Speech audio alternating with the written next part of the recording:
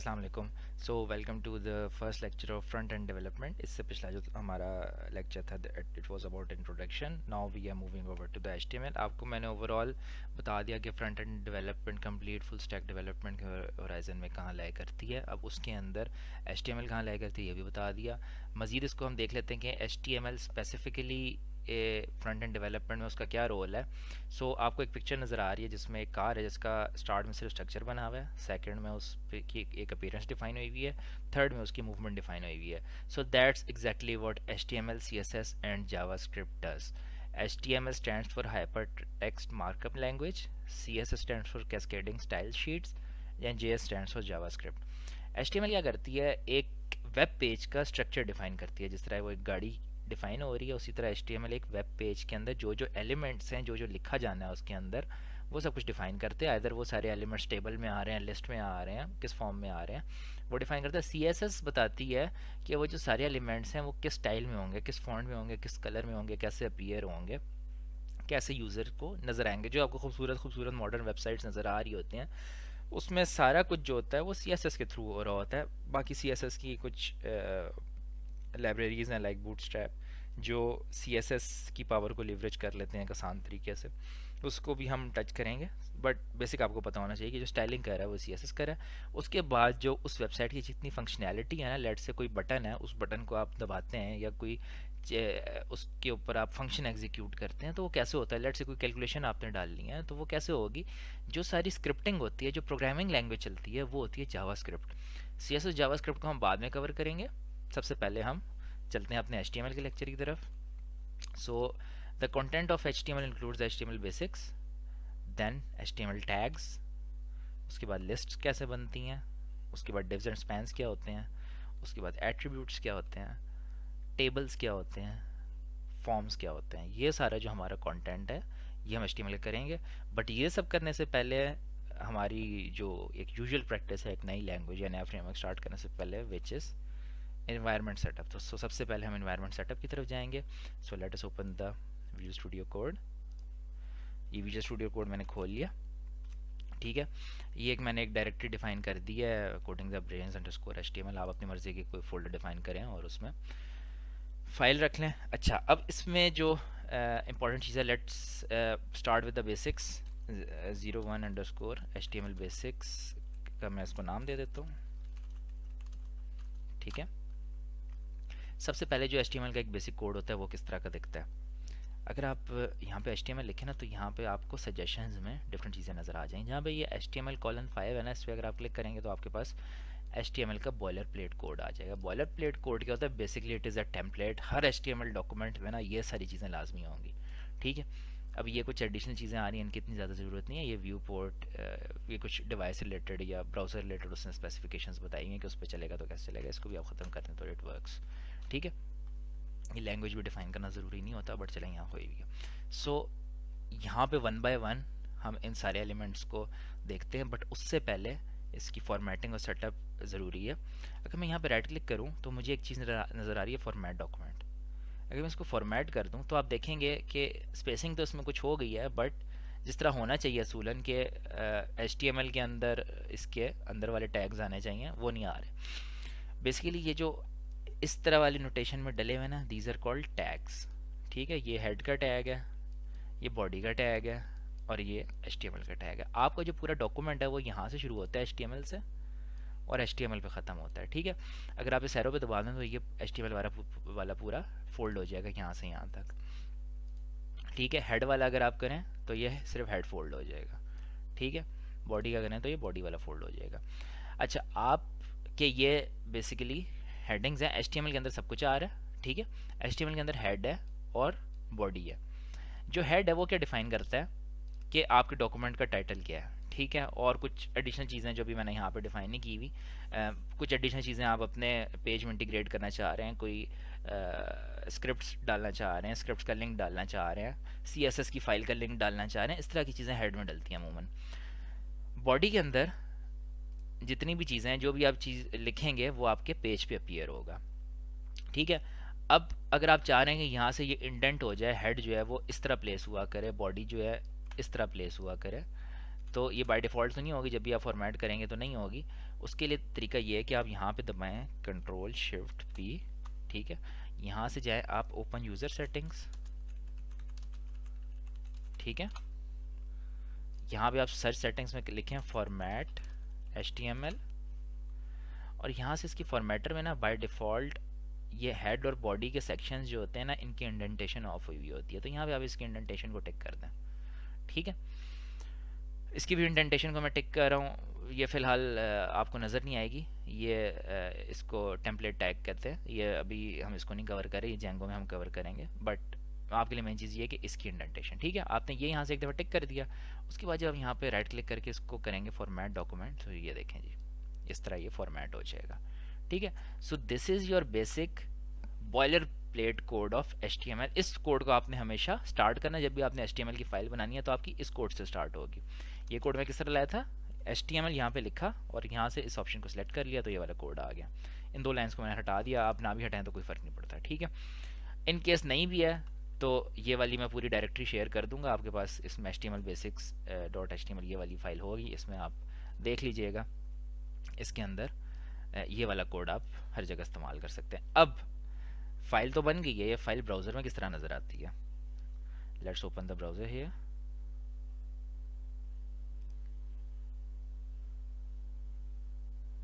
New window, मैं Windows का button hold करके राइट को पुश करूँगा और इस पे मैं विंडोज़ का बटन होल्ड करके लेफ़्ट को पुश करूँगा, ठीक है।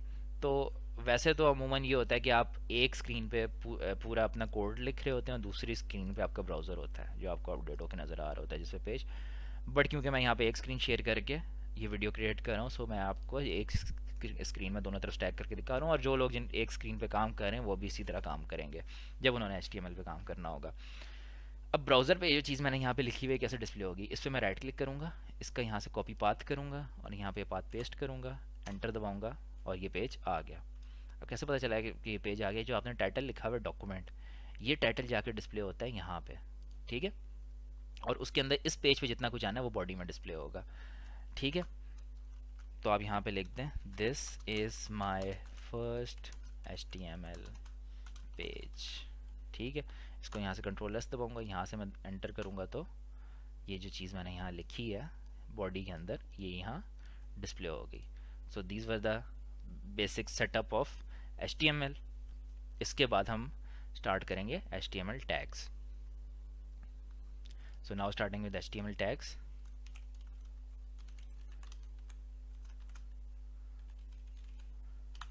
ठीक है, अब HTML टैग्स में क्या क्या टैग्स होते हैं, टैग्स की एक अच्छी खासी लंबी चौड़ी लिस्ट है।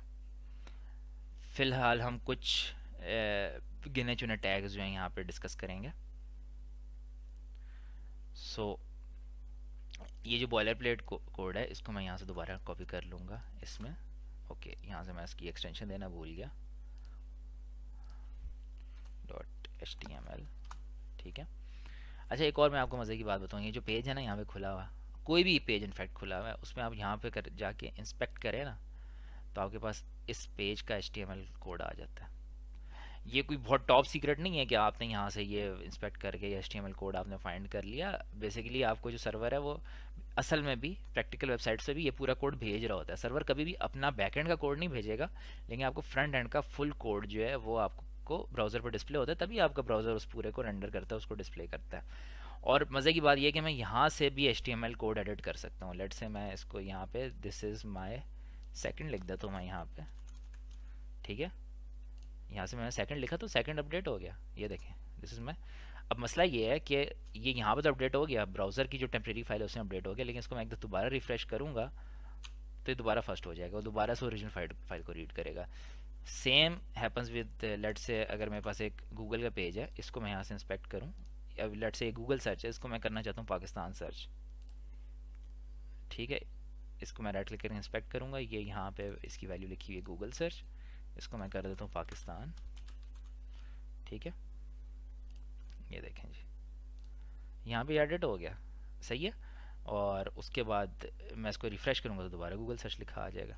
तो सर्वर पे तो ओरिजिनल कोड वही रहता है, जब भी आप रिफ़्रेश करते हैं वो आपका ब्राउज़र सर्वर से दोबारा एक गेट रिक्वेस्ट भेजता है सर्वर पे, नया पेज मांगता है, तो वो ऑटोमेटिकली अपडेट हो जाता है। तो आप जो यहाँ पे लोकली अपडेट करें वो सिर्फ आप अपने आप को धोखा देने वाली बात है।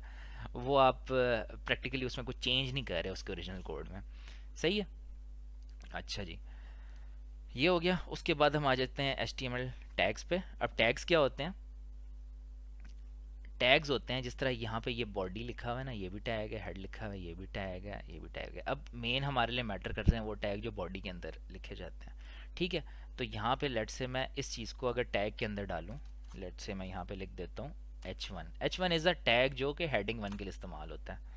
मैं लिखूँगा कोडिंग द ब्रेन्स। ठीक है। इसको यहाँ से मैं फ्रेश करूँगा, सॉरी यहाँ से इसका पाथ कॉपी करके,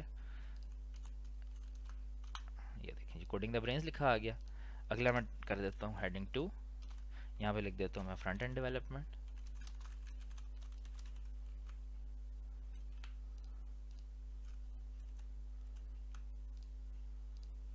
ये देखें जी फ्रंट एंड डेवलपमेंट लिखा आ गया। ये छोटी हेडिंग है, ये बड़ी हेडिंग है। H1 सबसे बड़ी हेडिंग होती है और ये up to H1 H2 H3 H4 H5 H6 तक जाता है। ठीक है। हेडिंग 3 में मैं डाल देता हूँ HTML। ठीक है। ये हमारे हेडिंग टैग्स हो गए हैं। ठीक है। उसके बाद हम आते हैं पैराग्राफ टैग पे। अब यू विल वंडर के यहाँ पर हम वैसे भी तो पैराग्राफ लिख सकते हैं, हमें टैग के अंदर लिखने की क्या ज़रूरत है? लेट्स से अगर मैं यहाँ पे एक पैराग्राफ का टैग डालूँ, उसके बगैर लिखता हूँ माई नेम इज़ अवैस। अगली लाइन में लिखता हूँ आई एम टीचिंग जेंगो, और मैं यहाँ से रिफ़्रेश करूँगा। ये देखें लिखा तो मैंने 2 लाइनों में है, लेकिन वो आए 1 लाइन में गया है। ठीक है। होता ये है कि वो नेक्स्ट लाइंस को ना इग्नोर कर देता है। ठीक है। वो उसको 1 लाइन में पूरा कर देता है। तो इसको अवॉइड करने का तरीका ये होता है कि अगर आपने 2 लाइनों में लिखा है और आप चाहते हैं 2 लाइनों में आए, तो इसको आप डालते हैं पैराग्राफ टैग के अंदर। ठीक है। So let me put the paragraph tag. ये पैराग्राफ टैग मैंने डाला, इसको इसके अंदर डाला, एक और पैराग्राफ टैग डाला, इसको भी इसके अंदर डाला। Now let's refresh the page. ये देखें जी अलग अलग लाइनों में आ गया। सही है। उसके बाद इंपॉर्टेंट चीज़ ये है कि इसके अंदर आपने बोल्ड इटैलिक अंडरलाइन कैसे करना है। ये बेसिक बेसिक से आपको टैग बता रहा हूँ। आप एक टैग की लिस्ट सर्च करें तो अच्छी खासी लंबी लिस्ट है, HTML टैग्स लिस्ट। ये देखें जी ये बेसिक HTML का आप चेक कर लें, आपको डिफरेंट रिसोर्सेज मिल जाएंगे, उसमें बहुत सारे हैं। A for anchor, B for bold, strong, body, div. ठीक है। List, item, ordered, image, I, italic, headline, इस तरह के बहुत सारे हैं। लेकिन अभी हम यहाँ पे वो सारे कवर कर रहे हैं जो इम्पोर्टेंट है। ठीक है। आहिस्ता आहिस्ता ये सारे कवर हो जाएंगे, जैसे जैसे आपको चीज़ों की ज़रूरत पड़ती जाएगी आप सीखते जाएंगे। सो उसके बाद हम जाते हैं बोल्ड, इटैलिक और अंडरलाइन वाले टैग्स पे। ठीक है।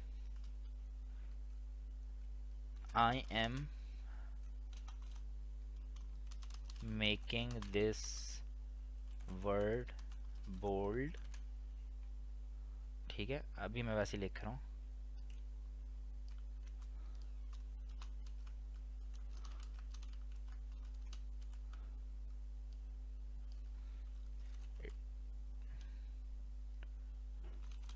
बोल्ड, उसके बाद इटैलिक कर लेते हैं।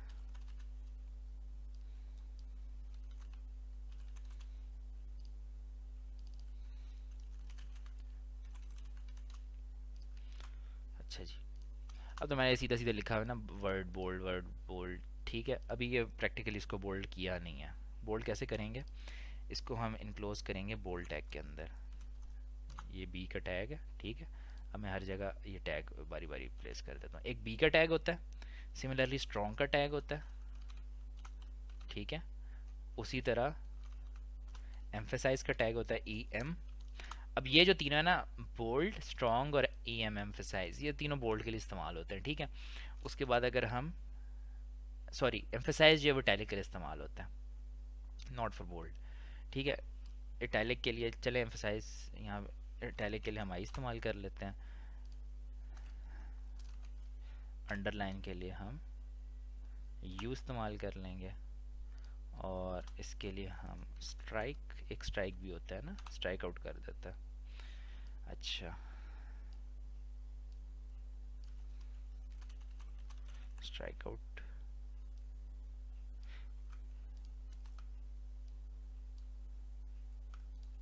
यहाँ से इसको अंडरलाइन लिख देते हैं। ये जो मैं लिख रहा हूँ ये फ़र्क नहीं पड़ता है, तो कोई भी वर्ड आप लिख सकते हैं। मेन चीज़ ये जो आपने जिस टैग के अंदर इसको इनक्लोज किया है।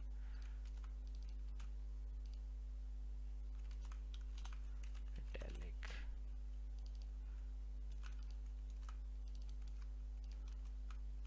Now let's refresh it. ये देखें जी, ये स्ट्राइक आउट वाले से स्ट्राइक आउट हो गया, अंडरलाइन ऐसे अंडरलाइन हो गया, इटैलिक जो आई से भी एग्जीक्यूट हो रहा है और एम्फेसाइज से भी एग्जीक्यूट हो रहा है, ठीक है। बोल्ड जो बी से भी हो रहा है, स्ट्रॉन्ग से भी हो रहा है। आप इटैलिक को साथ बोल्ड भी कर सकते हैं। आप इस एम्फेसाइज को लेट से बोल्ड टैग के अंदर कर दें तो वो बोल्ड भी हो जाएगा और इटैलिक भी हो जाएगा। ये देखें, ये इटैलिक भी हो गया और बोल्ड भी हो गया, ठीक है। So these are the basics about tagging. इसके बाद हम चलते हैं लिस्ट्स की तरफ।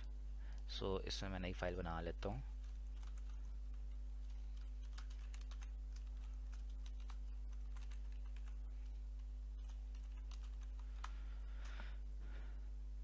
Coming over to the list.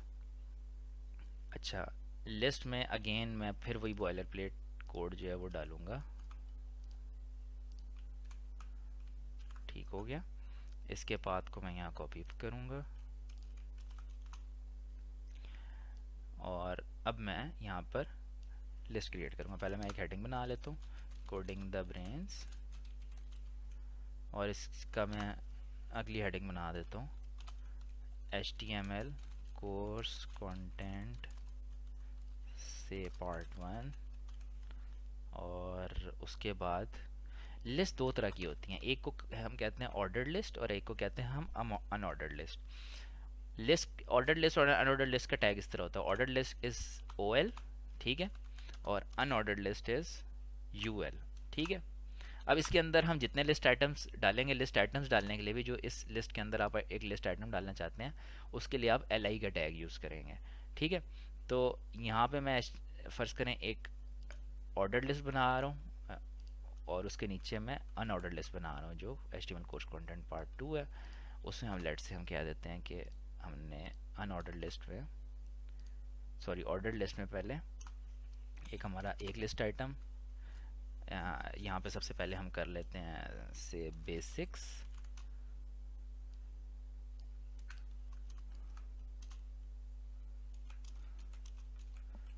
Basics के बाद हम लिस्ट्स पढ़ रहे हैं करंटली, उसके बाद हम, सॉरी बेसिक्स के बाद हमने टैग्स देखे थे, फिर हम लिस्ट पढ़ रहे हैं, फिर डिव्स एंड स्पैन्स है, उसके बाद एट्रीब्यूट्स, ठीक है, और उसके बाद अगले पार्ट में हम करेंगे टेबल्स, फॉर्म्स, ठीक है। अब अगर मैं इसको रेंडर करूं तो सी, जहाँ पे ऑर्डर लिस्ट है वहाँ का हर लिस्ट आइटम जो है basic tags legs divs spans attributes से सारे नंबर के साथ आ गए हैं, और जहाँ पे अनऑर्डर लिस्ट है वहाँ पे ये सारी चीज़ें बुलेट्स के साथ आ गई हैं। अब लेट से इन टैग्स के अंदर आप एक और लिस्ट क्रिएट करना चाहते हैं, लेट से ऑर्डर लिस्ट के अंदर एक आप अनऑर्डर लिस्ट क्रिएट करना चाह रहे हैं, या आप UL लिखें यहाँ पे, ठीक है, और उसके अंदर आप लिस्ट आइटम डालें। टैग्स में हमने क्या पढ़ा था, हेडिंग्स, ठीक है, और हमने क्या पढ़ा था, लेट से बोल्ड, कुछ भी लिख देते हैं यहाँ पे, या चले पैराग्राफ कर देते हैं, ठीक है। अब अगर मैं इसको फ्रेश करूँगा, ये देखें जी, ये सेकंड लेवल के टैग के अंदर आ गए, ठीक है। इसको फॉर्मेट डॉक्यूमेंट कर लें तो बस ठीक है, फॉर्मेटेड, ये ठीक फॉर्मेटेड है। अपनी अंडरस्टैंडिंग के लिए अगर आप इसको आगे शिफ्ट करना चाहते हैं तो यहाँ पे भी आगे शिफ्ट कर लें, ठीक है। So this is all about HTML lists, ठीक है। HTML लिस्ट हो गई, ये जो एक लिस्ट दूसरी के अंदर आ रही है इसको नेस्टेड लिस्ट कहते हैं, ठीक है। लिस्ट के बाद हम चलेंगे डिव्स एंड स्पैन्स पे। ये सबसे इंपॉर्टेंट कॉन्सेप्ट है HTML में, ये डिव्स एंड स्पैन्स वाला है।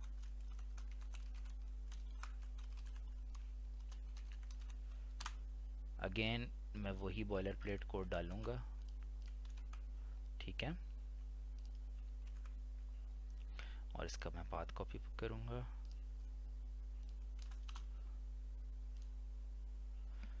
ओके,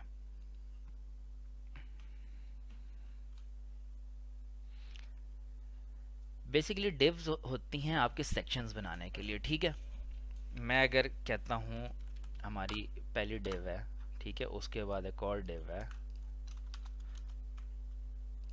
मैं यहाँ पे एक पैराग्राफ डाल देता हूँ, this is first paragraph of first section. ठीक है,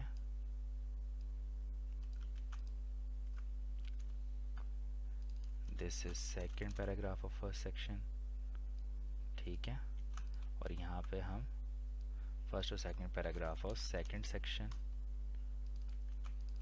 तो बेसिकली ये दो डिव टैग्स के अंदर हमने ये पैराग्राफ डाल दिए और ये हमारे बेसिकली दो सेक्शंस बन गए। ठीक है, ये पहला सेक्शन हो गया, ये दूसरा सेक्शन हो गया। इनको आप अलग अलग यहाँ से स्टाइलिंग कर सकते हैं, वो आपकी मर्ज़ी, आप जैसे चाहे करें। जब आप CSS पढ़ेंगे तो आप इसकी एक डिव की एक आईडी डिफाइन कर सकते हैं, उस आईडी पे आप कुछ स्टाइल अप्लाई कर सकते हैं, वो सिर्फ इस डिव के अंदर अप्लाई होगा, इस पे नहीं होगा। ठीक है, तो इस तरह आपके ये सेक्शंस वर्टिकली जो सेपरेट हो रहे होते हैं इनको डिव कहते हैं। ठीक है, ये आपका एक सेक्शन बन गया, ये आपका दूसरा सेक्शन बन गया। अगर आप जो है वर्टिकली स्टैक करने के बजाय हॉरिजॉन्टली कोई लाइन ऐड करना चाह रहे हैं तो आप इसके आगे लेट से मैं यहाँ से आगे एक लेट से मैं पैराग्राफ डालता हूँ इस डिव के आगे।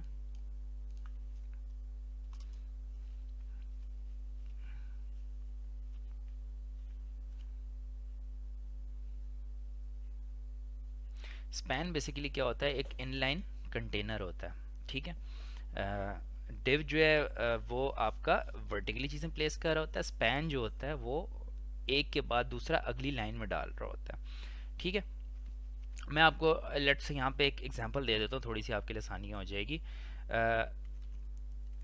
मैं एक इनपुट टाइप डाल देता हूँ, टाइप सबमिट। ये सबमिट बेसिकली एक सबमिट बटन होता है, ये आगे हम फॉर्म से पढ़ेंगे कि इसका इस्तेमाल क्या होता है। यहाँ पे आप देखेंगे एक सबमिट का ये बटन आ गया, कुछ नहीं कर रहा है अभी बटन, इसके बारे में कोई फंक्शनैलिटी डिफाइन नहीं की हुई। बताना यहाँ पे मकसद ये है कि इसी तरह अब ये सबमिट का बटन मैं अगर एक और डालूँ, ठीक है, ये सबमिट का बटन इसके आगे आ गया। ठीक है, अब अगर मैं इनको वर्टिकली स्टैक करना चाहता हूँ कि मैं चाहता हूँ एक सबमिट का बटन ऊपर आए एक नीचे आए, तो उसको मैं डिव के अंदर डाल दूंगा और वैसे तो नीचे आ गया, लेकिन for keeping things clean and separate इसको मैं अगले डिव के अंदर भी डाल सकता हूँ। ठीक है, अब अगर आपने एक्सप्लिसिटली दो चीज़ों को एक लाइन में डिफाइन करना है, लेट से यहाँ से मैं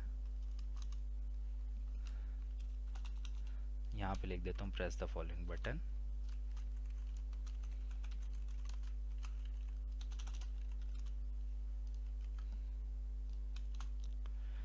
अब ये बटन इसके नीचे आ रहा है, अब अगर मैं चाहता हूँ ये बटन इसके रास्ते में आए तो मैं यहाँ पे डिव के बजाय इसके बाद स्पैन लगा दूंगा, तो वो इनलाइन आ जाएगा। ये देखें, ये प्रेस द फॉलोइंग बटन पहले उसके नीचे आ रहा था, उसके सामने आ गया। ठीक है, तो ये फ़र्क है आपके डिव और स्पैन का। Span is always in line, तो बेहतर है स्पैन को जब भी आप लिखें तो आप लिखें भी उसको इन लाइन। स्पैन को आप लिखा ही ऐसे जाता है अमूमन, जब भी HTML का कोड लिखते हैं तो स्पैन को आप लिखते ही एक लाइन में, ताकि आपको समझने में आसानी हो कि ये चीज़ उसके आगे लिखी जाएगी। ठीक है, so this was a difference about div and span. ये बड़ी इंपॉर्टेंट चीज़ है, ये एक पेज को अरेंज करने में बड़ी काम आती है। So we are done with the div and span, now we will come over to the attributes.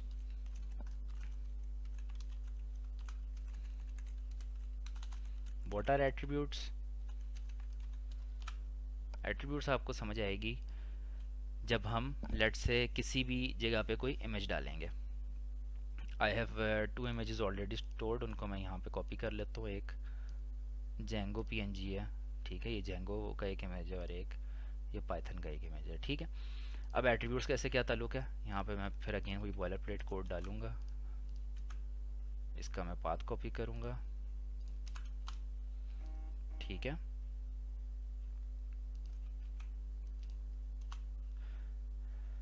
अच्छा, अब मैं चाह रहा हूँ कि आपको बता दूं कि एट्रीब्यूट्स क्या होते हैं।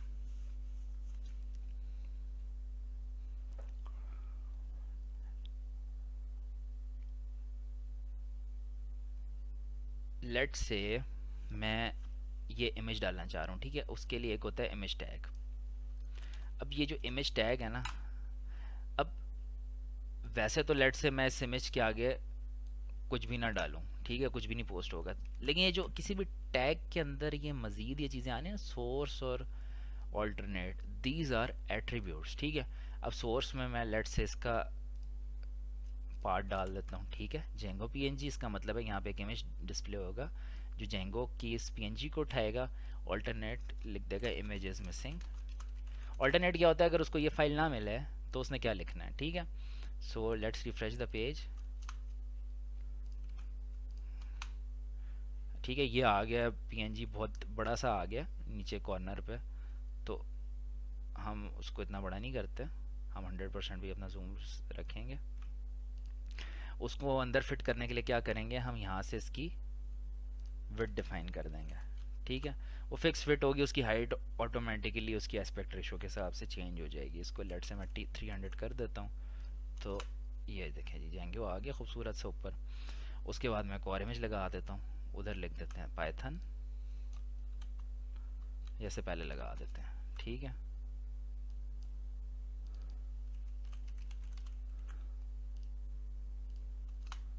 ये देखें जी, अब पाइथन और जेंगो एक लाइन में आ गए हैं। लेट से आपने इनको अलग अलग लाइन में करना है, तो यहाँ पे एक दो तरीका ये है कि आप ये पैराग्राफ डाल दें दरमियान में, लाइन ऑटोमेटिकली सेपरेट हो जाएगी, क्योंकि paragraph by default next line पे आता है। या फिर आप इनको अलग अलग डिव में करने हैं, वो तब भी अगली अगली लाइन में आ जाएंगे।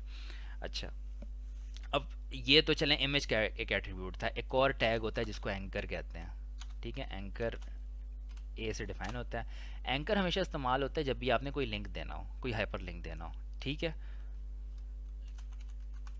एंकर का फॉर्मेट ये होता है, मतलब ये एंकर का टैग है। इसके अंदर आप लिखेंगे click this link to visit Django official website. अब ये लिखने से आएगा क्या, ठीक है। यहाँ पे मैं क्लिक करूँ, कुछ हो नहीं रहा, क्योंकि मतलब मैंने लिंक के पीछे कोई लिंक तो डाला हुआ नहीं है, ठीक है। अब देखते हैं जेंगो का ऑफिशियल लिंक क्या है। जेंगो प्रोजेक्ट के नाम से है वो, jangoproject.com। ये जेंगो की ऑफिशियल डॉक्यूमेंटेशन वाली वेबसाइट है। यहाँ से इसका लिंक कॉपी करके इसको मैं एट्रीब्यूट असाइन करूँगा। अगेन एट्रीब्यूट का वर्ड यूज़ करूँगा क्योंकि हम एट्रीब्यूट्स पढ़ रहे हैं। एट्रीब्यूट इज़ एच रेफ जो है वो लिंक डिफाइन करता है, ठीक है। यहाँ से हमने लिंक डाल दिया इसके पीछे, ठीक है। इसके बाद जब हम इसको रिफ़्रेश करेंगे तो ये देखें जी, अब इसके ऊपर हम क्लिक करेंगे तो हमारी जेंगो की वेबसाइट खुल जाएगी, ठीक है। अच्छा, इसमें अगर हम एक लेवल और ऊपर जाना चाहें तो ये जो जेंगो का की पिक्चर है, इसके पीछे भी हम लिंक डाल सकते हैं। वो कैसे डालेंगे कि यही जो आपका है एंकर, इसी लिंक को आप पोस्ट करें। यहाँ पे जो ये मैंने टेक्स्ट में लिखा हुआ है, इस टेक्स्ट वाले को आप हटा के आप एंकर के अंदर इमेज डाल दें। ये देखिए, इसको यहाँ से मैं ख़त्म करूँगा, ठीक है। इसको यहाँ से मैं फ़िलहाल हटा देता हूँ। ये देखें, एंकर में आप यहाँ पे कुछ लिखते थे तो वो डिस्प्ले हो जाता था और वो लिंक विजिट हो जाता। आप क्या करें कि ये जो पूरा जेंगो का इमेज वाला टैग है, इसको यहाँ से कट करें और इस एंकर के अंदर पेस्ट करें, ठीक है। अब क्या होगा, जब एंकर के अंदर कोई इमेज पोस्ट होता है और साथ लिंक दिया हुआ होता है तो वो इमेज जो है हाइपर लिंक बन जाता है। अब मैं इसको रिफ़्रेश करूँगा तो ये देखें, अब इसके ऊपर मैं होवर कर रहा हूँ तो ये हाथ वाला निशान आ रहा है जो कि लिंक इंडिकेट कर रहा है, और इस पर मैं क्लिक करूँगा तो ये वेब पेज खुल जाएगा मेरा जेंगो का, ठीक है। So this is how we link images with the links. यहाँ तक हो गया। So we are done with the attributes. Attributes basically इन चीज़ों के एट्रीब्यूट्स कहते हैं जो टैग्स के अंदर कुछ वैल्यूज़ होती हैं, ठीक है। मज़ीद हम जब इनपुट टैग्स पे जाएंगे तो उससे बहुत सारे एट्रीब्यूट्स एक साथ लिखे जाते हैं, आपको अंदाज़ा हो जाएगा कि एट्रीब्यूट्स क्या होते हैं। अच्छा, इसके साथ अभी हम एक मिड लेवल असेसमेंट कर लेते हैं। मैं आपको एक पेज दिखाता हूँ जो कि ये पेज है। इसको एक दफ़ा देखें आप, ठीक है।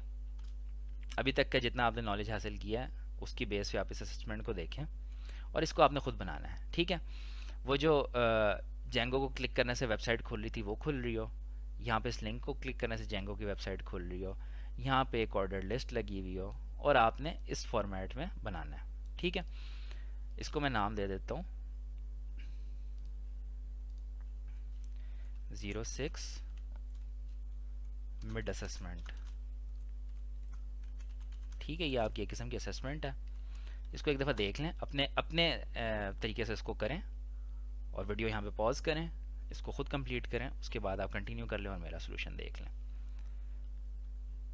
अच्छा जी, सो ये मेरा ओरिजिनल रेफरेंस है और अभी मैं अपना नया रेफरेंस जो है वो यहाँ पे डाल देता हूँ, ठीक है। अभी यहाँ पे बिल्कुल ज़ीरो है। यहाँ से अब मैं बेसिक इस टेम्पलेट को कॉपी करूँगा, ठीक है। इसको रिफ्रेश करूँगा, वेलकम टू माय वेबसाइट मैंने लिखना है सबसे पहले, और हेडिंग 1 में लिखना है, heading 1 welcome to my website,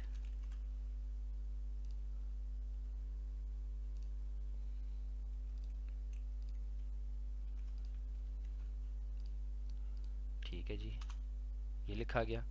उसके बाद अगला मैं पैराग्राफ में लिखूँगा I am excited to eventually learn Django, ठीक है। उसके बाद एंकर है,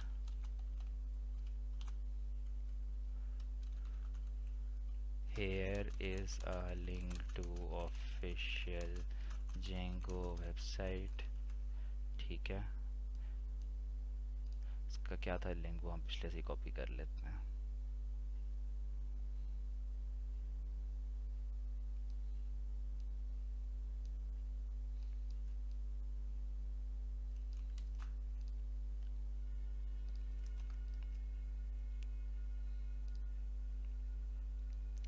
ठीक है जी, ये वाला हो गया। उसके बाद हम दोबारा पैराग्राफ है हमारा, here is a picture of Django logo, इसको जस्ट मैं यहाँ से फ़िलहाल कॉपी ही कर रहा हूँ to avoid the repetitive typing. अच्छा जी, अब देखें हमने कहाँ तक बना लिया। देखें ये हमारी पहली 3 लाइनें आ गई, वो थोड़ा जूम ज़्यादा हुआ है, ये इसको भी ज़्यादा जूम कर लेते हैं, ठीक है जी। बिल्कुल सेम हो गया ऊपर वाला, ये लीजिए आपको पता भी चल रहा चेंज हो रहा है page.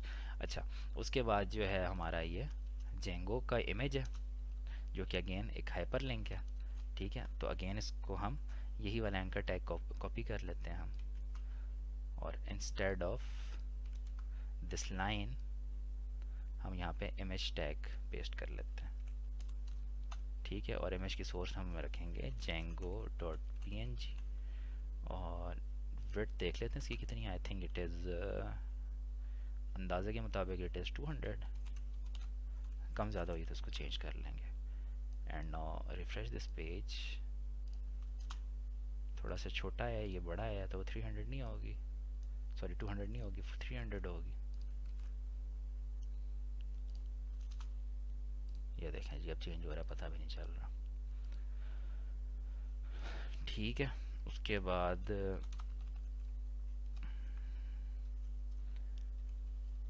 Paragraph, here are 3 reasons Django is cool।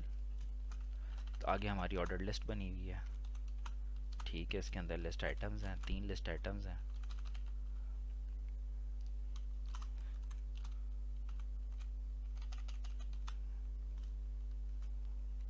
क्योंकि आप लोग इमेज को देख के कह रहे होंगे तो आपको ये टाइप करना पड़ेगा यहाँ, just for completing the video मैं इसको कॉपी पेस्ट कर रहा हूँ।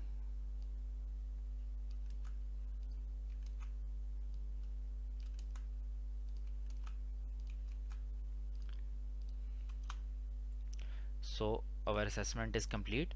ये देखें जी बिल्कुल आइडेंटिकल है, यहाँ से मैं पेज चेंज करूँ फ़र्क ही नहीं पता चल रहा। आपने भी इसी तरह करना है, ये कोड मैं आपके साथ शेयर कर दूंगा पूरा। आपने एक में ओरिजिनल खोल के देखना है, उसके कोड को नहीं देखना आपने, ठीक है। और उसके बाद आपने अगले टाइम में डॉक्यूमेंट बनाना है और आपने कोशिश करनी है कि वो आइडेंटिकली बिल्कुल उसी साइज़ की हर चीज़ और उसी प्लेसमेंट में हो. So this was all about the things we have learned in HTML so far, which were basics, tags, list, divs and spans and attributes. ये आपकी मिड लेवल असेसमेंट हो गई. इसके बाद हम बात करेंगे टेबल्स की और फॉर्म्स की, और उसके बाद आपकी एक और असेसमेंट होगी. So let's move to the tables.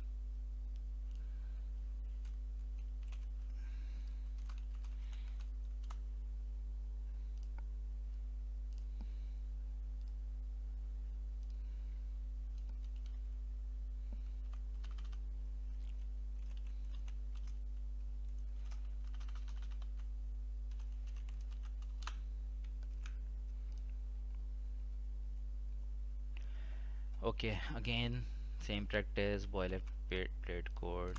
अच्छा, आपको एक और मज़े की बात बताता हूँ. ये बॉयलर प्लेट कोड ना आप कोड जीपीटी से भी जनरेट कर सकते हैं. अब जिनको नहीं पता कोड जीपीटी, वो मेरे फेज़ 1 को फॉलो करें, उनको आइडिया हो जाएगा कि कोड जीपीटी क्या बला थी. ठीक है, यहाँ पे मैं करूँगा क्रिएट HTML बॉयलर प्लेट.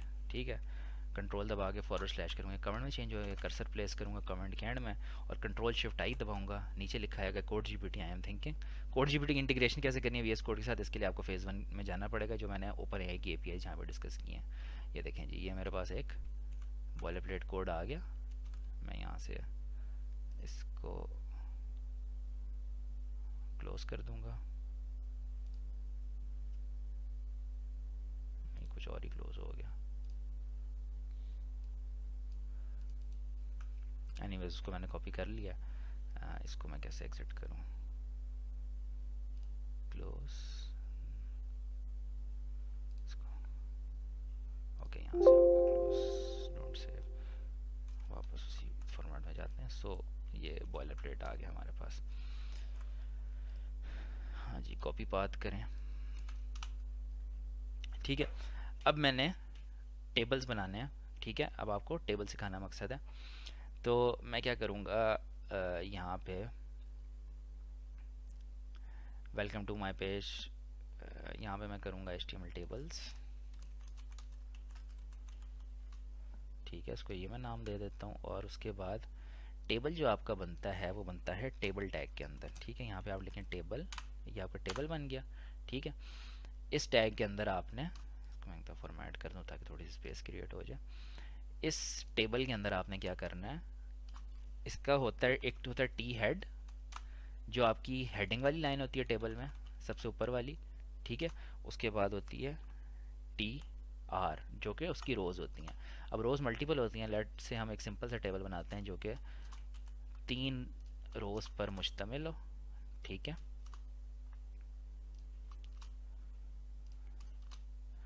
और टेबल हेड में हम कह देते हैं,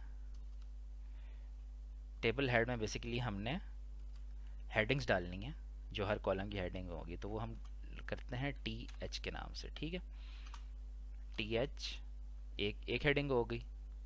3 रोज़ और 3 कॉलम्स का मैं टेबल बना रहा हूँ, तो 3 हेडिंग्स हो जाएंगी.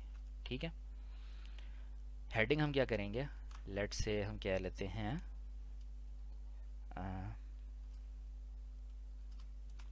कोर्स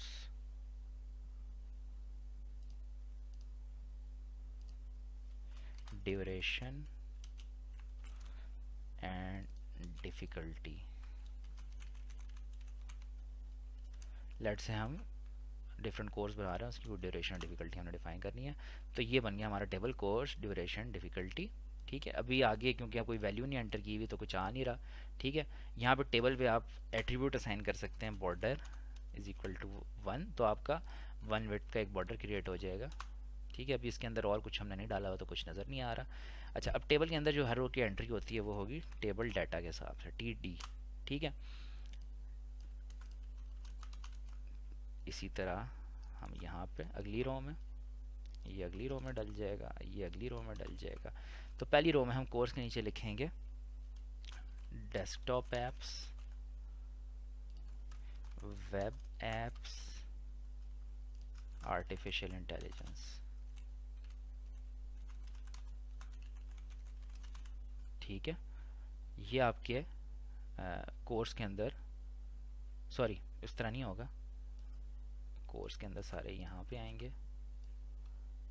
बेसिकली आप इसमें अभी पहले रो को पूरी फिल करेंगे, ये आपकी पूरी एक रो फिल होगी। पहली रो में कोर्स के बाद ड्यूरेशन, लेट से मैं इसको कह देता हूँ 1 मंथ।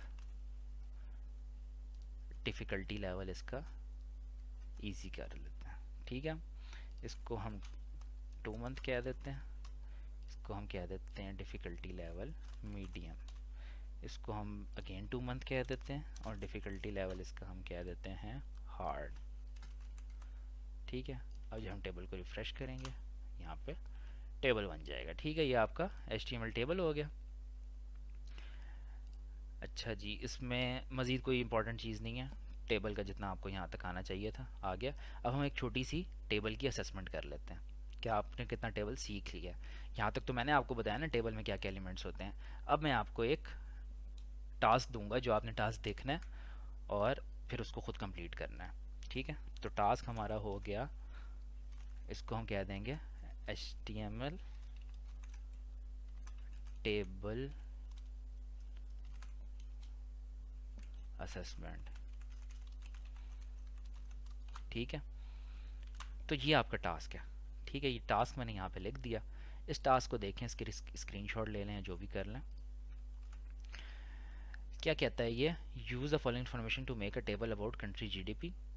अच्छा, उसने ना एक लिंक दिया हुआ है जिसपे list of countries by GDP, ये एक विकीपीडिया का, इसको आप list of countries by GDP करके सर्च करें। आपने किसी भी 3 कंट्रीज़ के ना नाम, फ्लैग और उनके GDPs लिखने हैं, ठीक है। सो ये 3 हमारी कॉल उसकी हेडिंग्स हो जाएंगी, ठीक है। और उसके बाद US, उसका फ्लैग और उसका GDP। ये तो सीधी सीधी एंट्रीज़ हैं, नाम और GDP, और दरमियान में ये जो उसने फ्लैग डाला है ना, फ्लैग बेसिकली एक PNG फाइल का लिंक है। तो जिस तरह आप लोकल फाइल की PNG डाल देते हैं, उस तरह आप एक इंटरनेट की भी PNG डाल देते हैं, ठीक है। इस प्रॉब्लम को देखें एक दफ़ा, उसके बाद इसको हम सेपरेटली सॉल्व करते हैं। मैं फ़ाइल अलग बना देता हूँ 09 के नाम से, जिसमें इसका सोल्यूशन होगा। इसको हम 09 कह देते हैं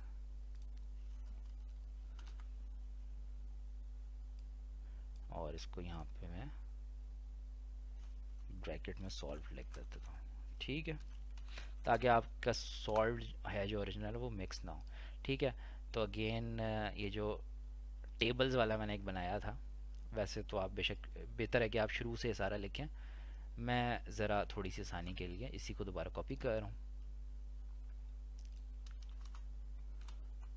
ठीक है। ये आपका आगे टेबल का। अब मैं इसका कॉपी पाथ करूँगा और यहाँ पे मैं डिस्प्ले करूँगा, ठीक है। तो वही टेबल हो रहा है।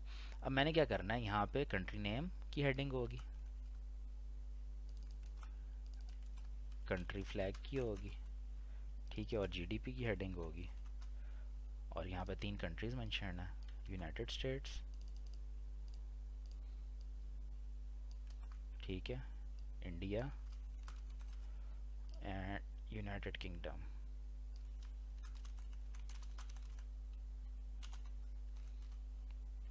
और इन तीनों का GDP मेंशन है।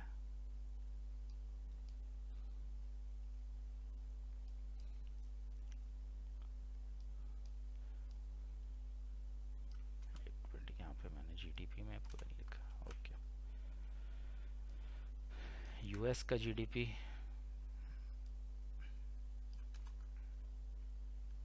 इंडिया का GDP,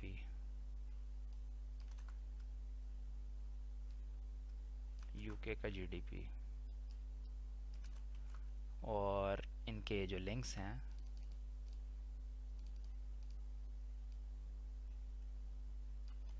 अच्छा यहाँ पे मैं डालूँगा इनके इमेज टैग्स,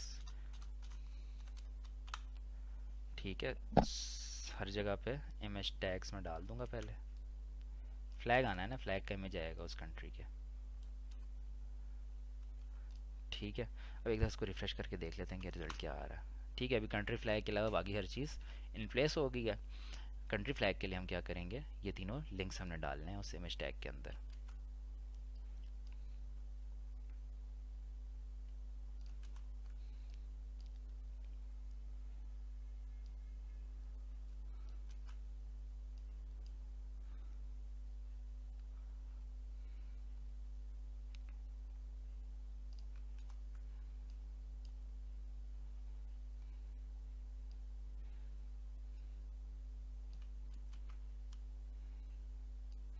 अच्छा, ये यहाँ पे तो मैं सीधे सीधे लिंक्स कॉपी कर रहा हूँ। आपको मुश्किल होगी, आपको ये लिंक इस तरह स्क्रीन से देख के टाइप करना मुश्किल होगा, तो ये जो कोड है ना, ये मैं गिटहब पे शेयर कर दूंगा। इसको वहाँ से फोर्क कर लीजिएगा और you will have this complete playlist of HTML exercises.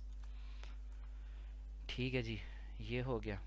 अब इसको यहाँ से, ये देखें जी तीनों आ गए। अब देखें साइज़ थोड़ा सा फ़र्क आ रहा है, ये थोड़ा बहुत छोटा है, ये उससे बड़ा है, ये उससे बड़ा है। इन सबका साइज़ सेम करने के लिए we will assign a width attribute so we make it 50। ठीक है, सब फ्लैग्स की विड्थ जो है वो 50 सेट कर देते हैं इमेज के अंदर, तो ये यूनिफॉर्म हो जाएंगे।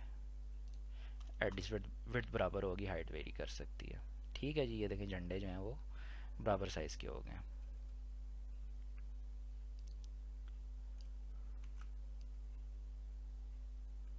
Okay fine, so that's it. This is all about the tables we need to learn. उसके बाद हम चलेंगे अपने फॉर्म्स पे, which is the final part. Tables यहाँ तक हो गए, एक्सरसाइज भी होगी, उसके बाद हम फॉर्म्स को देखेंगे एक दफ़ा, और उसके बाद हम फाइनल असेसमेंट करेंगे जिसमें आपने फॉर्म बना के उसको सबमिट करना होगा।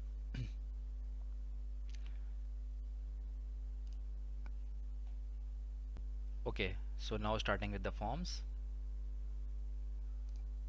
इसको मैं कह दूंगा 10 HTML फॉर्म्स बेसिक्स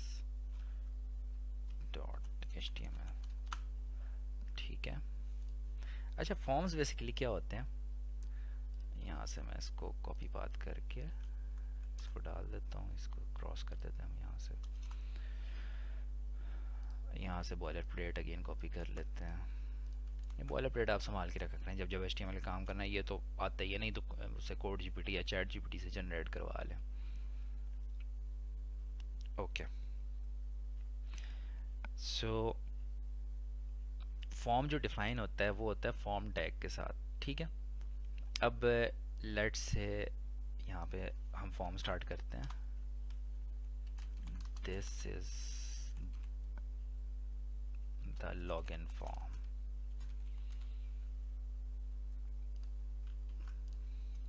ठीक है, ये हेडिंग आ गई। उसके बाद हम छोटी हेडिंग दे देते हैं, प्लीज़। रादर अगली चीज़ों से पहले ना एक दफ़ा हम फॉर्म स्टार्ट करते हैं। फॉर्म को हमेशा एंटर किया जाता है फॉर्म टैग के अंदर। ठीक है, आपका जो भी फॉर्म है ना, वो फॉर्म क्या होता है, जहाँ पे यूज़र ने इनपुट्स डालनी होती हैं। ठीक है, इस सेक्शन के बटन को फ़िलहाल रहने दें, अभी जस्ट हम फॉर्म डिफाइन करेंगे। एक्शन के एट्रीब्यूट को फिलहाल ख़त्म करते हैं। एक्शन क्या होता है, जब भी फॉर्म सबमिट होगा तो क्या होना है, किस वेबसाइट पे उसने जाना है या क्या करना है, उसने उसी पेज को रिफ्रेश करना है, वो डिफाइन करता है एक्शन। अगर आपने एक्शन में कुछ ना डाला हो तो फॉर्म में कुछ भी नहीं होता जब भी आप सबमिट बटन डालते हैं। ठीक है, तो फॉर्म के अंदर क्या चीज़ें होती हैं, बेसिकली फॉर्म के अंदर बहुत सारी इनपुट्स होती हैं। ठीक है, तो सबसे पहले हम कर लेते हैं इनपुट। ठीक है, एक इनपुट हो गई, दूसरी इनपुट होगी, तीसरी इनपुट। लॉगिन फॉर्म में क्या लॉजिकली तीन इनपुट्स क्या होंगी, ईमेल। अब जब ईमेल करेंगे ना, ये टाइप में आप ईमेल लिख रहे हैं ना, ये एक डिफाइंड टाइप है जो ब्राउज़र आइडेंटिफाई करता है कि ईमेल की फील्ड है। ठीक है, जिस तरह आप यहाँ पे पासवर्ड लिखेंगे ना तो ऑटोमेटिकली आइडेंटिफाई कर लेगा पासवर्ड की फील्ड है, और पासवर्ड पे जब आप लिख रहे होंगे तो आपको नज़र नहीं आएगा, जिस तरह की वेबसाइट्स पे होता है। ठीक है, उसके बाद जो है आप इसको सबमिट कर लें। सबमिट बेसिकली बटन जनरेट हो जाता है यहाँ पे। अब आप इसको करें तो ये आपके पास तीन इनपुट्स बन गई हैं। अब ये खाली इनपुट्स हैं। ठीक है, इसमें आप अगर लिखना चाहते हैं कि यहाँ पे क्या एंट्री होनी है तो उसकी जगह प्लेस होल्डर डाल देते हैं, प्लेस होल्डर ईमेल। वो जो लाइट कलर का लिखा नहीं आ जाता। अब ये सारे एट्रीब्यूट्स हैं, टाइप एक एट्रीब्यूट है, प्लेस होल्डर एक एट्रीब्यूट है। यहाँ पे हम लिख देंगे पासवर्ड। अब देखें प्लेस होल्डर किस तरह नज़र आता है, this is called place holder. ये जो आप लिखते हैं तो यहाँ से गायब हो जाता है। ठीक है, ये प्लेस होल्डर जो होता है, या अपनी मर्ज़ी का लिख सकते हैं। अच्छा, उसके बाद आपने वैल्यू, वैल्यू का एट्रीब्यूट होता है बेसिकली। वैल्यू में जो जिस टाइम पेज लोड होगा उस टाइम क्या चीज़ लिखी आएगी, तो वैल्यू का बाय डिफ़ॉल्ट ब्लैंक ही रखें क्योंकि यूज़र से एंट्री लेनी है। अगर आप कुछ बाय डिफ़ॉल्ट इसमें चाहते हैं ये वैल्यूज़ पहले से आ जाएँ तो आप यहाँ पर डाल सकते हैं कि इस फील्ड के अंदर वैल्यू क्या होगी। उसके बाद आप इस इनपुट फील्ड को आपने पूरे HTML के कोड में कहीं भी आइडेंटिफाई करना होगा ना, तो वो इसके नाम से होगा। ठीक है, तो आप इसका एक नाम लिख दें, यूज़र ईमेल। ठीक है, उसी तरह पासवर्ड, ये नेम नेम का आइडेंटिफायर हो जाएगा। ठीक है, नेम से भी आइडेंटिफाई होता है, आईडी से भी आइडेंटिफाई होता है। सो आपका एक लॉगिन फॉर्म बन गया। ठीक है, उसके अलावा मज़ीद इनपुट्स देख लेते हैं कि इसमें क्या हो सकती हैं। यहाँ पर मैं दोबारा एक फॉर्म के अंदर लिख लेते हैं, यहाँ पे H3 हेडिंग दे देते हैं, प्लीज़ एंटर लॉगिन डिटेल्स। ठीक है, यहाँ पे दोबारा एक H3 देते हैं, प्लीज़ चूज़ अ कलर, और इसके आगे मैं एक कलर की इनपुट डाल देता हूँ। यहाँ पे इनपुट टाइप को अगर आप कलर कर लेना तो ये बड़ी खूबसूरत चीज़ आ जाती है। लेट मी शो यू, इसको कोई मैं नाम या आईडी फ़िलहाल नहीं दे रहा। ये देखें जी, ये देखें, ये कलर की इनपुट आ गई। यहाँ से आप कोई भी कलर चूज़ कर सकते हैं। ठीक है, और उसकी वैल्यूज़ RGB में जाएंगी उसके पास। ओके, सो इसके अलावा मज़ीद कुछ इनपुट टाइप्स हो सकती हैं। टेक्स्ट इनपुट टाइप हो सकती है, जिस तरह आप इनपुट टाइप टेक्स्ट कर दें। ठीक है, और उसको अगर आप रेंडर करें तो ये एक टेक्स्ट टाइप आ जाएगी। ठीक है, इसको आप अगर अगले पेज पे लाना चाहते, अगली लाइन में लाना चाहते हैं, दरमियान में एक P डाल दें। ठीक है,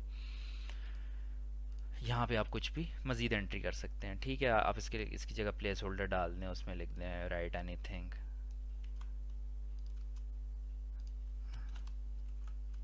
ठीक है, इस तरह प्लेस होल्डर डाल दिया राइट एनीथिंग, यहाँ पे आ जाएगा। अच्छा देखें, यहाँ पे जब आप सबमिट करेंगे ना तो कोई एक्शन नहीं होगा। ठीक है, सबमिट बटन से कुछ भी नहीं हो रहा है क्योंकि आपने फॉर्म के एक्शन में नहीं डिफाइन किया हुआ कि सबमिट से क्या होना है। ठीक है, अगर आप यहाँ पे method is equal to get कर दें ना तो क्या होगा, फॉर्म का यही पेज रिफ्रेश होगा, लेकिन इस पूरे फॉर्म के लिंक के आगे ना जितनी भी वैल्यूज़ हैं ना, यहाँ पे फॉर्म के इनपुट की जितनी भी वैल्यूज़ हैं वो वैल्यूज़ जो हैं वो पास ऑन हो जाएंगी। जिस तरह मैं यहाँ पे लिख देता हूँ अवैस, और यहाँ पे लिख देता हूँ दोबारा अवैस। ठीक है, और सबमिट करता हूँ। अच्छा, वो ईमेल का वो लगा रहा है, वैलिडेटर लगा रहा है। ठीक है, अवैस gmail.com। ठीक है, ये लें। अब क्या हुआ है, सबमिट तो उसने कर दिया है, लेकिन वो गया क्या है सबमिट शो के वैल्यूज़। अगर आप इस पूरे लिंक को देखें तो यहाँ पे एक दरमियान में जहाँ पे आपके फॉर्म का लिंक ख़त्म होता है वहाँ पे आगे एक आगे क्वेश्चन मार्क, क्वेश्चन मार्क के आगे user name is equal to, user mail is equal to Awais. ये यूज़र मेल उसने कहाँ से पकड़ा है, आपकी जो पहली इनपुट थी उसका नाम था यूज़र ईमेल। ठीक है, उसने कहा यूज़र ईमेल की वैल्यू जो है, वैल्यू बाय डिफ़ॉल्ट तो मैंने नील रखी हुई थी, लेकिन वहाँ पे मैंने awas@gmail एंटर कर दिया ना। तो जब आप यहाँ पे देखेंगे, ये देखें, user email is equal to awas@gmail.com। ये जो एट है, ये %40 जो है ना, HTML के अंदर कुछ कैरेक्टर्स जो होते हैं ना वो डिफरेंट तरीके से ट्रांसलेट होके आते हैं। ठीक है, तो ये उसने ऐड की जगह %40 लिखा हुआ है। उसके अलावा एंड लगता जाएगा सारे पैरामीटर्स के साथ, password is equal to Awais. ठीक है, ये वैल्यूज उसने सबमिट किए हैं बेसिकली फॉर्म के साथ। ठीक है, so this is how the forms work. सो ये आपकी थी फॉर्म्स की बेसिक्स। अभी हम आ जाते हैं फॉर्म्स के लेबल्स पे। इसको मैं कॉपी कर लेता हूँ।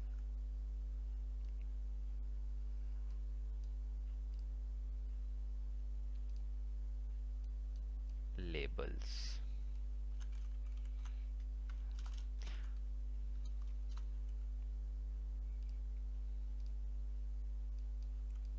ये लें जी, लेबल्स आ गए। अब इस लेबल पे हमने क्या करना है, पहले इसका मैं पाथ यहाँ पर डाल दूँ।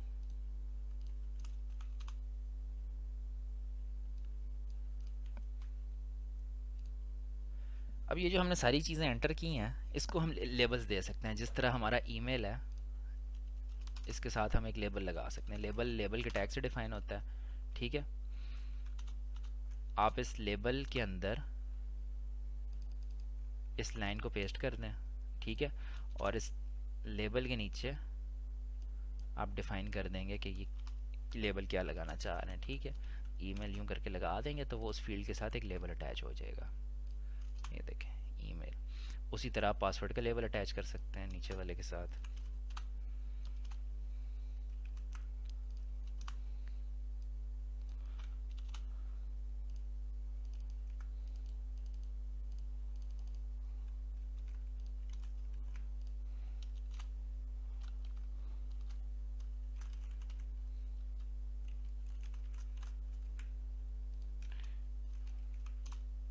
ये देखें, ये दो लेबल्स लग गए इन फील्ड्स के साथ, ठीक है। अब लेबल लगाने का एक तो ये तरीका होता है, दूसरा तरीका ये होता है कि आप लेबल फॉर करके लगाते हैं। मतलब फॉर एग्जांपल अगर मैं एक और लेबल की बात करूं कि यहाँ पे इससे पीछे मैं एक एंटर टेक्स्ट का लेबल लगाना चाह रहा हूँ। अब ये मेरी इनपुट है आखिरी, और ये फील्ड है इसकी। इससे पहले मतलब मैं इसको इनक्लोज नहीं करना चाह रहा। एक तरीका है कि आप इसके जस्ट ऊपर लेबल लिख दें अलग से, थोड़ा वो क्लीनली लिखा जाता है। फॉर में क्या करेंगे, फॉर में इसका नाम लिखेंगे, इस आईडी लिखेंगे, सॉरी। इसको मैं आईडी दे देता हूँ। इसका कोई यूनिक नाम आप दे देंगे इस इनपुट को, ठीक है। इसको मैं कह देता हूँ टेक्स्ट बॉक्स, ठीक है। और इसको मैं यहाँ पे बल्कि माई टेक्स्ट कह देता हूँ। टेक्स्ट बॉक्स थोड़ा इतना यूनिक नहीं फील होता। माई टेक्स्ट, इसको मैंने यहाँ माई टेक्स्ट लिख दिया यहाँ पे। अब यहाँ पे जो मैं रिफ्रेश करूँगा तो लेबल तो लिखा ही नहीं है। एंटर्ड टेक्स्ट, ठीक है। तो ये क्या है, लेबल अलग से लाइन में डिफाइन हो रहा है, लेकिन उसने फॉर में माई टेक्स्ट कर दिया है जो कि इस इनपुट के साथ लिंक हो जाएगा इसकी आईडी की वजह से, ठीक है। Now if we refresh this, ये देखें जिसके साथ लिंक हो गया, सही हो गया। सो this is all about labels. अब हम जाएंगे फाइनल फॉर्म्स की तरफ। फॉर्म्स की कुछ जो बची कुछ चीज़ें हैं वो मैं आपको बता दूंगा कि in addition to these inputs, इसके अलावा ड्रॉप डाउन इनपुट कैसे लगेगी, उसके अलावा रेडियो इनपुट कैसे लगेगी, फील्ड को आप रिक्वायर्ड कैसे करते हैं, वो चीज़ें आपको अंदाज़ा हो जाएगा कैसे है, ठीक है। So moving on to the final section of HTML course.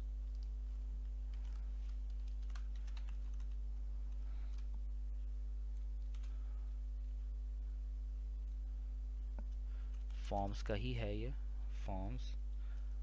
इसमें हम बात कर लेते हैं सिलेक्शंस की, क्योंकि इसमें जो हमारी नई फीचर हिट हो रही है दैट इज सिलेक्शन और रेडियो बटन, क्योंकि वो एक किस्म की सिलेक्शन है। रेडियो बटन से भी आप सिलेक्ट करते हैं और ड्रॉप डाउन से भी सिलेक्ट करते हैं। तो इसमें हम देखेंगे कि ड्रॉप डाउन और रेडियो बटन कैसे ऐड होता है, ठीक है। मैं लेट से एक फीडबैक फॉर्म जनरेट करना चाह रहा हूँ अब, ठीक है। यहाँ से मैं बॉयलर प्लेट इसका जनरेट करता हूँ, ठीक है। इसको मैं फॉर्मेट कर देता हूँ और बॉडी के अंदर मैं कह देता हूँ कि ये है मेरा कोर्स फीडबैक फॉर्म, ठीक है। उसके नीचे एक फॉर्म स्टार्ट हो जाएगा और फॉर्म का मैं मेथड रखूँगा गेट, ठीक है। और उसके एंड में ऑब्वियसली एक सबमिट बटन होगा, तो सबमिट बटन तो मैं पहले से डाल लेता हूँ, क्योंकि जो चीज़ पता है डालनी है वो तो डालनी है। उसके ऊपर फिर सारी चीज़ें हम डालते जाएंगे, ठीक है। टाइप सबमिट, ठीक है। ये फॉर्म का एक ज़रूरी एलिमेंट है ना सबमिट बटन जो है, तब तक फॉर्म में ये गेट ऑपरेशन एग्जीक्यूट ही नहीं होता जब तक आप सबमिट बटन की इनपुट ना डालें। सो ये हो गया। अब इसके अंदर हम सिलेक्शंस कैसे बनाएंगे। लेट से अब मैं इसमें डिफरेंट क्वेश्चंस बनाता हूँ। अब इसको मैंने लेट से फॉर्म के अंदर मैंने नंबरिंग देनी है। मैं एक ऑर्डर लिस्ट बना लेता हूँ, ठीक है। उस ऑर्डर लिस्ट के अंदर जो मेरा पहला लिस्ट आइटम होगा that will B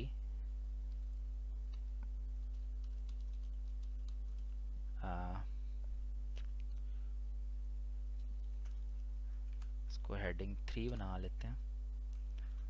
are you located inside Islamabad, ठीक है। ये क्वेश्चन आ गया ना, ये देखें ये पहला क्वेश्चन है। अब इससे आगे मैं चाह रहा हूँ कि कुछ ऑप्शंस आ जाएं, ठीक है, मतलब सिलेक्शंस आ जाएं। तो सबसे पहले हम ट्राई करते हैं कि रेडियो बटन कैसे काम करता है। तो आगे मैं इनपुट लिखूँगा, इनपुट टाइप रेडियो, ठीक है, और उसकी आईडी एक रख लूँगा इनसाइड। आईडी जो है लेबल देने के लिए इस्तेमाल होगी और कोई यूज़ नहीं है। नेम जो है वो इम्पॉर्टेंट है, बिकॉज नेम जो है ना इस जब भी आप सिलेक्शंस की बात करते हैं तो नेम जो है वो उसको लिंक करता है किसी एक पेरेंट के साथ, ठीक है। मैं जितनी डिफरेंट सिलेक्शंस दूंगा ना, नेम मुझे सबका एक रखना पड़ेगा, क्योंकि at the end of the day जो नेम है ना वो पैरामीटर बन के ब्राउज़र में जाता है। इस बात का मैं आपको नंबर मतलब समझाता हूँ। लोकेशन चॉइस, वैल्यू इसकी ब्लैंक रखते हैं इनिशियली। सो अब देखते हैं ये कैसे रेंडर होता है। आपके पास एक ये रेडियो बटन आ गया, इसको कोई फ़र्क नहीं पड़ रहा है इसको क्लिक करने से, ठीक है। आपने इसमें एक और इनपुट देनी है,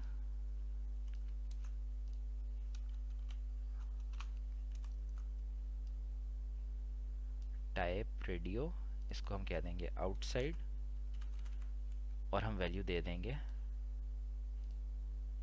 दो किस्म। अच्छा, पिछले केस में हम वैल्यू दे देते हैं अगर ये वाला रेडियो क्लिक हो तो वैल्यू आ जाए यस, ये वाला हो तो वैल्यू आ जाए नो, ठीक है। अब देखते हैं कैसे नज़र आता है। अभी भी आपको एग्जैक्टली कुछ समझ नहीं आ रहा कि इन दोनों को क्लिक करने से क्या होगा। सो इनको हमने लेबल्स देने हैं। लेबल्स कैसे देंगे, यहाँ पे हम इसके ऊपर डालेंगे लेबल फॉर। अब फॉर में इसकी आईडी इस्तेमाल होगी इनसाइड। इनसाइड के लिए हमने क्या लेबल इस्तेमाल करना है, यस, ठीक है। अब इसके ऊपर हम लेबल देंगे फॉर आउटसाइड, इसके लिए हमने क्या करना है, नो, ठीक है जी। ये देखें जी, यस और नो, एक आपका क्वेश्चन पूरा हो गया, ठीक है। उसके बाद आप अगला अपना लिस्ट आइटम डाल लें, ठीक है जी। उसमें आप कोई अगला क्वेश्चन कर लें। इसमें मैं अगला क्वेश्चन कर लेता हूँ। अगेन H3 हेडिंग के अंदर मैं लिखूंगा इसको, how do you rate the speed of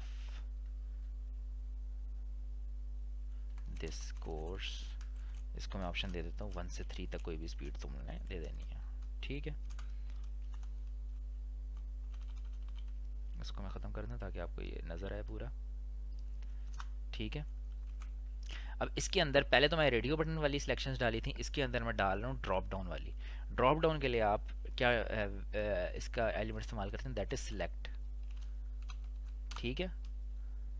select रखते हैं आप, और सिलेक्ट का अब देखें इसमें तो आपको सब रेडियो बटन से ना बाय डिफ़ॉल्ट ये नेम बताना पड़ता है। अच्छा हाँ, ये मैंने आपको बताया था कि नेम सबका एक लिखना होता है, उसकी वजह मैं आपको समझाता हूँ। ये देखें, मैं जब नेम सेम होगा ना तो मैं रेडियो बटन में से एक चूज़ कर सक रहा हूँ, ठीक है, कोई एक चूज़ हो रहा होगा। अगर मैं नेम इसको कोई और कर देता हूँ तो इसका मतलब है कि ये वाला रेडियो बटन किसी और पेरेंट के अंदर चला गया। तो लेट्स से ये कैसे बिहेव करता है, ये देखें दोनों सेलेक्ट हो गए, ठीक है, क्योंकि ये समझ रहा है अपने आपको मैं किसी और कैटेगरी के अंडर हूँ, ये समझ रहा है मैं किसी और कैटेगरी के अंडर हूँ। तो जितने भी रेडियो बटन है ना उनका नेम आप सेम रखेंगे तब वो अपने आप को एक क्वेश्चन का आंसर समझेंगे, ये देखें, ठीक है। अच्छा, सिलेक्ट में क्या होता है, नेम आप टॉप लेवल पे ही डिफाइन कर देते हैं, ऊपर डिफाइन कर देते हैं, ठीक है। इसको मैं स्पीड का नाम दे देता हूँ, ठीक है। आईडी इसको आईडी कोई नहीं देते, इसको लेबल देने की अलग से ज़रूरत नहीं है, ठीक है। अब इसमें ऑप्शंस कैसे दी जाती हैं, इसके लिए आप टैग इस्तेमाल करते हैं ऑप्शन, ठीक है। हम 3 ऑप्शंस दे देते हैं, ठीक है। एक हम स्लो, सॉरी यूज़र को जो नज़र आ रही होगी 1 2 3 नज़र आ रही होगी, और जो वैल्यू जा रही होगी वो जा रही होगी स्लो, एवरेज, फास्ट, ठीक है।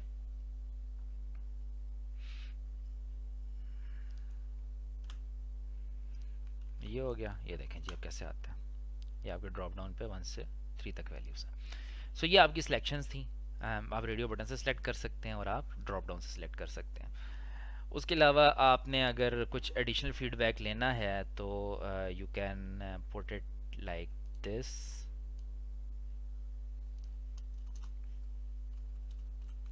इसको भी हम लिस्ट आइटम बना लेते हैं।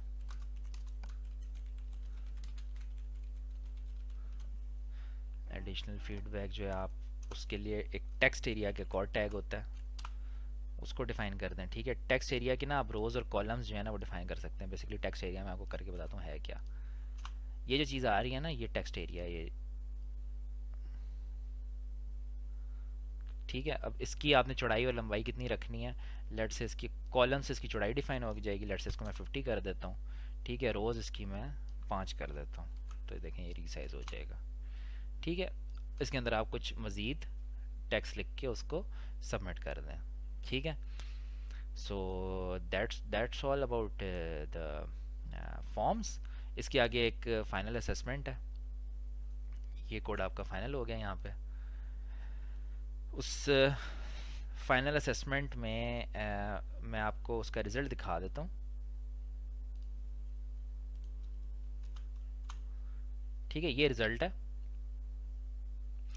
अब देखें यहाँ पे अगर आप सबमिट करेंगे ना ब्लैंक छोड़ के, तो ये क्या कहेगा, please fill out this field. ये आपको रिक्वायर फोर्स कर रहा है कि ये फील्ड रिक्वायर्ड है। ऑन द अदर हैंड अगर मैं यहाँ से सबमिट करूँ तो वो कोई मुझे कोई वार्निंग नहीं देता। ठीक है, इसको फोर्स करने का तरीका क्या होता है कि आपके पास अगर कोई भी चीज़ है, लेट से ये एडिशनल फीडबैक है, इसको अगर आप कंपलसरी करना चाहते हैं तो सॉरी इस पे नहीं, इनपुट्स पे कंपलसरी होता है। से आपका जो इनपुट है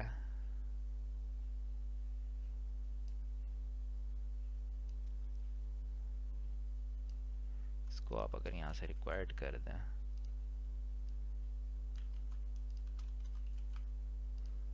नहीं इस पर रिक्वायर्ड नहीं होगा क्योंकि रेडियो बटन पर रिक्वायरमेंट लाजमी नहीं होती। पॉसिबली यहाँ पे रिक्वायर्ड होगा।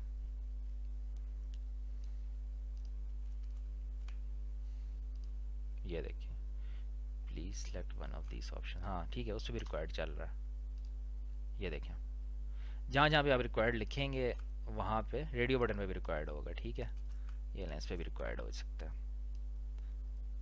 इस सिलेक्ट पे भी रिक्वायर्ड हो सकता है।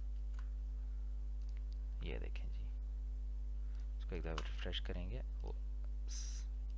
यहाँ से सिलेक्ट करूँगा, यहाँ पे मांगेगा, यहाँ पे कुछ लिखूँगा तब सबमिट होगा, क्योंकि यहाँ पे ऑलरेडी सिलेक्टेड है तो रिक्वायर्ड लिखने या नहीं लिखने से कोई फ़र्क नहीं पड़ता। तो रिक्वायर्ड का मतलब ये होता है कि आपने कोई ना कोई वैल्यू लाजमी डालनी है, वो आपकी मर्ज़ी, आप रिक्वायर्ड डालें या ना डालें। ठीक है, यहाँ पे मैं इसमें रिक्वायर्ड लिखा रहने देता हूँ, बाकियों पे नहीं लिखता। ठीक है, तो ये जो आपकी फाइनल असेसमेंट है, आपने ये फॉर्म बनाना है। ठीक है, उसमें आपकी ये वाली सारी चीज़ें रिक्वायर्ड होंगी। ठीक है, उसके बगैर सबमिट ना हो। बाकी ये ड्रॉप डाउन है, सबमिट है, ये सारी चीज़ें हम पहले डिस्कस कर चुके हैं। बस आप इसको एक दफ़ा एक नज़र इसको यहाँ से देखें और इस तरह का आप खुद करें एज एक्सरसाइज, तो you are done with HTML। So this concludes our crash course on HTML which is hypertext markup language. इसमें हमने क्या क्या चीज़ें कवर की, let's go over them again. हमने इन्वायरमेंट सेटअप करना सीखा। ठीक है, इन्वायरमेंट सेटअप में हमने क्या चीज़ हिट की थी कि ये जो इंडेंटेशन हो रही होती है VS कोड में, ये कैसे होती है। उसके अलावा कोड GPT से हमने बॉयलर प्लेट कोड कैसे जनरेट करना है। जो कोड GPT है उसकी इंटीग्रेशन के लिए आपको फेज़ 1 की एक वीडियो देखनी पड़ेगी, जो मेरी ओपन AI की इंटीग्रेशन की वीडियो है। उस पर जाएंगे तो आपको आइडिया हो जाएगा कि कोड GPT कैसे इंटीग्रेट करना है। अगर आप करना चाहते हैं, नहीं तो आप चैट GPT यूज़ करके भी बॉयलर कोड एक दफ़ा जनरेट करें, अपने पास रखें किसी फाइल में और हर दफ़ा उसको इस्तेमाल कर लें। उसके बाद हमने HTML की बेसिक्स देखी थी। ठीक है, कि वो जो उसके मेन टैग्स होते हैं, उसके हेड के अंदर क्या होता है, बॉडी के अंदर क्या होता है, HTML के टैग्स में क्या होता है। फिर हमने लिस्ट बनाई, ऑर्डर्ड एंड अनऑर्डर्ड लिस्ट। उसके बाद हमने डिव एंड स्पैन्स की बात की। डिव इसकी वर्टिकल आप चीज़ों को जो प्लेस कर रहे होते हैं, स्पैन्स जो होते हैं जब आप इनलाइन प्लेसमेंट कर रहे होते हैं चीज़ों की, वो स्पैन होता है। एट्रीब्यूट्स क्या होते हैं, जब भी किसी टैग के अंदर आप अलग से चीज़ डिफाइन करते हैं, जिस तरह हमने नेम डिफाइन किया एक जगह पे, और नेम के अलावा आईडी डिफाइन की इनपुट के केस में, जो आप अंदर जो चीज़ें इस्तेमाल कर रहे होते हैं, जिस तरह आप एंकर के केस में href डिफाइन करते हैं जिसमें आप लिंक डालते हैं, तो these all are attributes are placed inside the tags. उसके बाद हमने टेबल्स की बात की। टेबल्स में आपके टी हेड के अंदर हेडिंग वाली रो आती है, उसके बाद टी आर के अंदर रोज़ आती हैं। टी हेड के अंदर आपने जितने हेडिंग के नाम लिखते हैं वो टी आर करके लिखते हैं, और जितने रोज़ के अंदर आपने एंट्रीज डाली हैं वो टी डी करके उसके अंदर टैग्स डाल के लिखते हैं। ये टेबल्स होगी। फॉर्म्स के अंदर हमने क्या देखा? फॉर्म्स के अंदर हमने इनपुट बटन देखा क्या होता है, मेथड देखा गेट में कैसे जाता है, ईमेल देखा कैसे एंटर होगी, पासवर्ड देखा कैसे एंटर होती है, टेक्स्ट एरिया कैसे डालते हैं, सिलेक्शंस कैसे डालते हैं, ड्रॉप डाउन कैसे होता है, रेडियो बॉक्स कैसे होता है, चेक बॉक्स आप खुद देख लीजिएगा, आप विजिट कर लीजिएगा, चेक बॉक्स का क्या टैग होता है तो वो भी हो जाएगा। इस तरह डिफरेंट किस्म की फॉर्म्स की इनपुट्स होती हैं, वो हमने देख ली। So this concludes our HTML course. उम्मीद है कि आपको HTML की बेसिक सारी समझ आ चुकी होंगी। इसके बाद हम इन पेजेस की स्टाइलिंग करेंगे, इनको खूबसूरत बनाना सीखेंगे। That will be covered in CSS। So we are done with skeleton of the vehicle. इसके बाद हम CSS पे मूव करेंगे इंशाल्लाह अपने अगले लेक्चर में, उसके बाद फाइनली जावास्क्रिप्ट पे। Thank you so much.